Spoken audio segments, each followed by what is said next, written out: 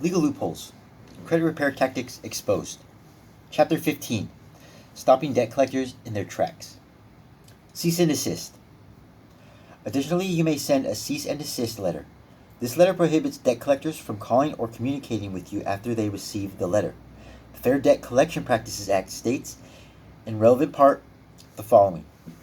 Section 805, Communication in connection with debt collection.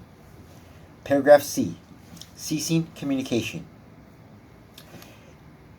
If a consumer notifies a debt collector in writing that the consumer refuses to pay a debt, or the consumer wishes the debt collector to cease communication with the consumer, the debt collector shall not communicate further with the consumer with respect to such debt, except 1. To advise the consumer that the debt collector further efforts are being terminated. 2. To notify the consumer that the debt collector or creditor may invoke specified remedies which are ordinarily invoked by such debt collector or creditor. Or 3. Where applicable, to notify the consumer that the debt collector or creditor intends to invoke a specified remedy. If such notice from the consumer is made by mail, notification shall be complete upon receipt. Be sure to send mail certified with request return receipt. By doing so, you will have the appropriate proof or verification that you forewarned the debt collector to cease communication via phone and mail. However, if the debt collector continues to call and harass you, you will be able to actually sue the collector and receive monetary compensation for the damages in accordance with Section 813, the Fair Debt Collection Practices Act. The Fair Debt Collection Practices Act states,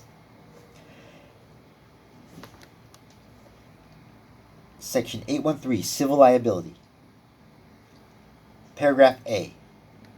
Except as otherwise provided by this section, any debt collector who fails to comply with any provision of this title with respect to any person liable to such person in an amount equal to the sum of 1.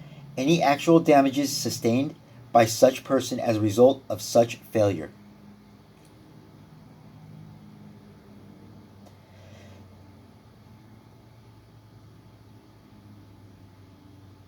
Consequences of unfair debt collection practices.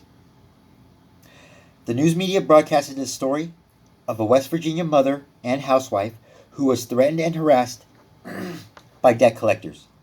The debt collectors threatened to take legal action against her, which is illegal if they do not carry it out, as well as have her property seized for a debt she didn't owe. Diana fired off a cease and desist letter, and the debt collectors continued to call despite the letter. They continued to call and threaten her. ABC News stated the threats were so vulgar they could not be repeated.